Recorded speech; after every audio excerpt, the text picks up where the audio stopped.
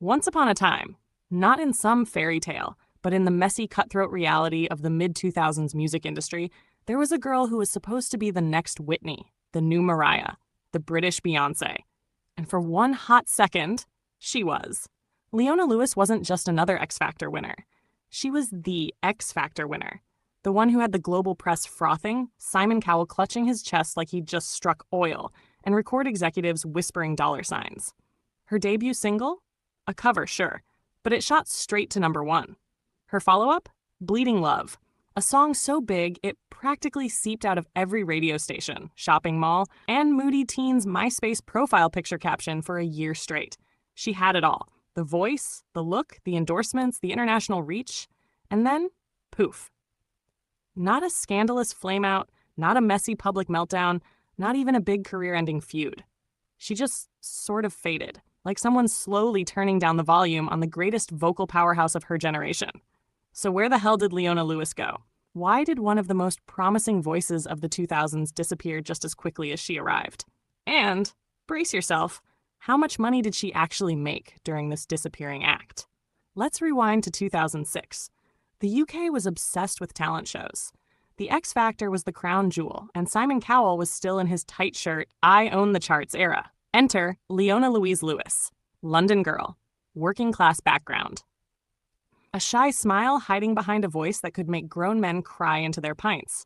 When she opened her mouth to sing, I Will Always Love You on national television, Britain gasped. And Simon Cowell, yes, the man made of Botox and sarcasm, looked like he had just glimpsed his retirement plan. He didn't just say she could win. He said she could be a worldwide superstar. And honestly, for once, Simon wasn't lying. She won the X Factor by a landslide. Her winner's single, A Moment Like This, sold 500,000 copies in a week.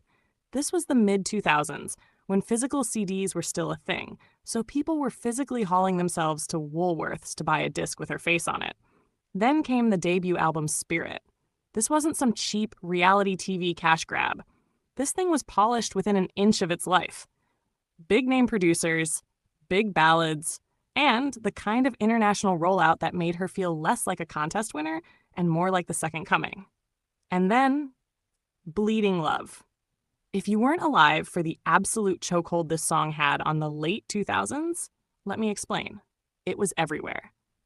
Billboard #1, UK #1, charted in over 30 countries. It sold over 9 million copies worldwide, making it one of the best-selling singles of the decade. It wasn't just a hit, it was a moment. Suddenly, Leona Lewis wasn't just a UK darling, she was an international star. America loved her, which, let's be real, almost never happens for UK talent show winners. She was on Oprah, she was on The Today Show, she was being whispered about in the same breath as Alicia Keys. For a glittering moment in 2008, Leona Lewis was the future. But here's the cruel thing about fame. What shoots up like a firework often burns out just as fast. And Leona's career, bless her, had all the hallmarks of someone being set up for a very hard fall. First, the label. Psycho, aka Simon Cowell's empire of dreams and disappointments. When you're fresh off the X Factor, you don't exactly get creative control. You sing what they hand you. And Leona, sweet angel that she was, went along with it. But already whispers were flying. She wanted more soul, more R&B, more control. The label? They wanted Bleeding Love, the sequel. Over. And over and over. Her second album, Echo, was supposed to prove she wasn't a one-hit wonder, and it had some great songs. Happy was lovely, if a little beige. But here's the thing. When you debut with a song as iconic as Bleeding Love, anything that comes after is going to feel like diet soda. The press started turning. The word underwhelming got tossed around, and in the pop world, that word is basically a death sentence. By the time her third album, Glass Heart, limped onto the scene after a year of delays, the hype machine had moved on. Rihanna was cranking out a new album every 6 months. Lady Gaga had gone full meat dress. Beyoncé was being Beyoncé. And poor Leona was quietly releasing singles that even her biggest fans couldn't find on Spotify playlists. So was this the moment she vanished? Not quite. Leona Lewis didn't disappear all at once. It was more like a slow fade. One minute she's performing at the Brit Awards. The next, she's doing regional promo in Germany. Then suddenly she's popping up in a Broadway musical. Then she's gone again. And behind the scenes, things weren't exactly pretty. She was clashing with her label. She was exhausted. She had health problems, Hashimoto's disease, a thyroid condition that can cause fatigue, pain, and weight changes. And mentally, she admitted she was spiraling. The industry pressure was breaking her down, which raises the $1,000,000, or should I say multi-million-dollar question. Where did all that fame and fortune leave her? Because if you're wondering whether Leona Lewis cashed out while she disappeared, the answer is, oh honey, she did. The thing about Leona Lewis is that she didn't so much crash as she slowly drifted out of sight, like a balloon that slipped out of your hand. 1 second she was everywhere. Every radio station, every award show, every magazine cover, and then she wasn't. And the Vanishing act wasn't random. It was a perfect storm of bad timing, bad decisions, and an industry that frankly didn't know what to do with her once Bleeding Love had already bled the charts dry. Her follow-ups never got the treatment they deserved. And let's be honest, part of that wasn't her fault. When Echo came out, her team pushed Happy as the big single.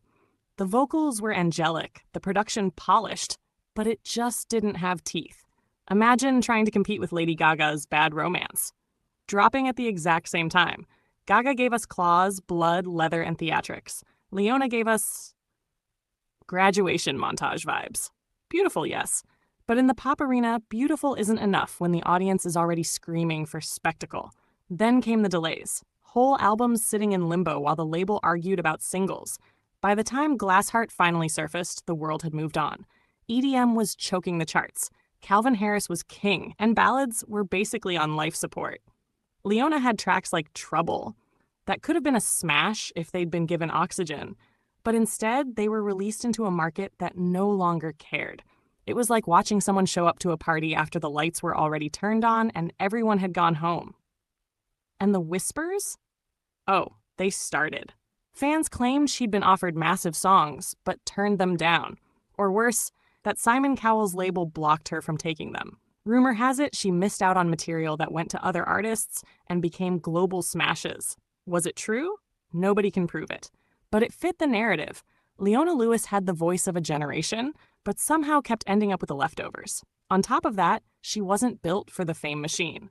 Leona has always been, by all accounts, shy, introverted, soft-spoken, the anti-diva, which is refreshing as a human being, but brutal in a business that rewards the loudest, flashiest self-promoters. Beyoncé perfected reinvention. Adele owned her lane. Even Rihanna, who wasn't the strongest live vocalist at first, reinvented herself into an unstoppable brand. Leona? She just wanted to sing.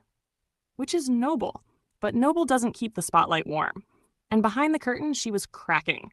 The pressure to keep up, the constant tug-of-war with her label, and the feeling of being trapped in a glass box all weighed on her.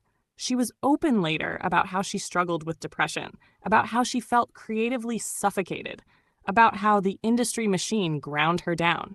Add in her battles with Hashimoto's disease, an autoimmune condition that messes with your energy levels and your body, and suddenly the picture becomes clearer. This wasn't a diva storming off in a fit of drama. This was a woman quietly burning out while the world kept spinning. That's why, when she finally broke free from Simon Cowell's Psycho label in 2014, it wasn't just a business decision. It was survival. She wrote an open letter to her fans, confessing how dark things had gotten, how she'd been pushed to the edge. The same girl who once looked like the future of pop had been so boxed in that walking away felt like the only option. And while she did keep working, musicals, small tours, even a Broadway stint in Cats, the aura of superstardom was gone. By then, the charts had crowned new queens.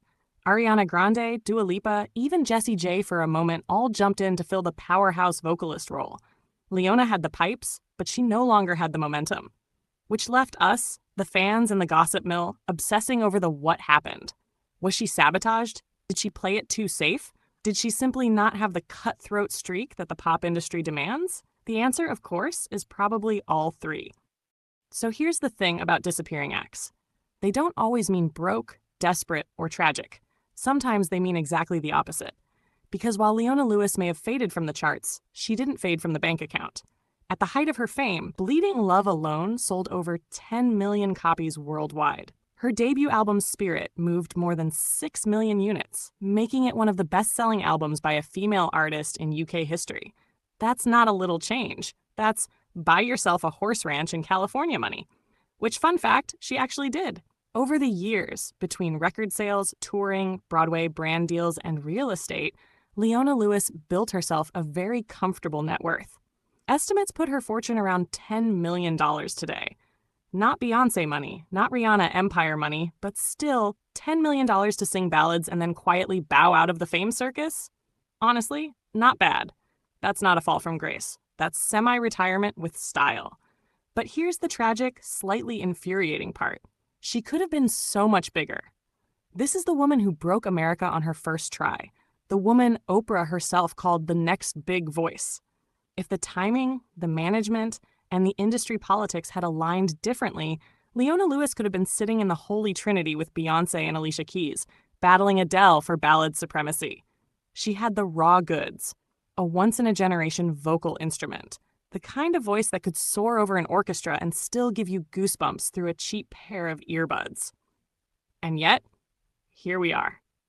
Looking back at a career that peaked almost immediately and then fizzled out. Not because she lacked the talent, not because she made some catastrophic, scandalous mistake, but because the machine that built her never quite knew how to keep her shining. They wanted her to be the sweet ballad girl forever, when the world was demanding reinvention, bolder choices, a little danger. And Leona Lewis? She wasn't interested in becoming a tabloid headline or selling her soul for clicks, which, again, makes her a lovely human being. But pop history is written by the spectacle makers, not the nice girls. These days, Leona lives a much quieter life. She married her longtime boyfriend, choreographer Dennis Jock, in a dreamy Italian ceremony in 2019. She's an animal rights activist. She runs her sanctuary in California, and in 2022, she welcomed her first child. Occasionally, she pops up to perform, sometimes on TV specials or intimate concerts, but gone are the days of arena tours and radio domination. She even dipped her toes into a Vegas residency. Yes, our girl went full Vegas showgirl, but in the classiest Leona way possible. So did she disappear? Yes and no. She disappeared from the chaos, from the global domination, from the game of chasing the next number one. But she didn't disappear from life. She chose happiness, stability, and health over the relentless grind of pop stardom, which, honestly, might be the most subversive diva move of all. Still, it's impossible not to play the what-if game. What if she'd been managed like Beyoncé, with reinvention baked into every era? What if she'd had the right singles at the right time? What if she'd leaned into her artistry instead of being boxed into ballads? We could be looking at a legacy act right now. Leona Lewis, headlining stadiums, collecting Grammys, performing at the Super Bowl. Instead, we got a blindingly bright chapter, followed by a quiet epilogue. And that's the bittersweet truth. Leona Lewis gave us one of the greatest power ballads of all time. She broke records. She made millions. She had the world at her feet. Then she walked away before the industry could chew her up completely. Could she have been a legend? Absolutely. Did she choose a different kind of life instead? Yes. And maybe, just maybe, that's the happily ever after she was always meant to have.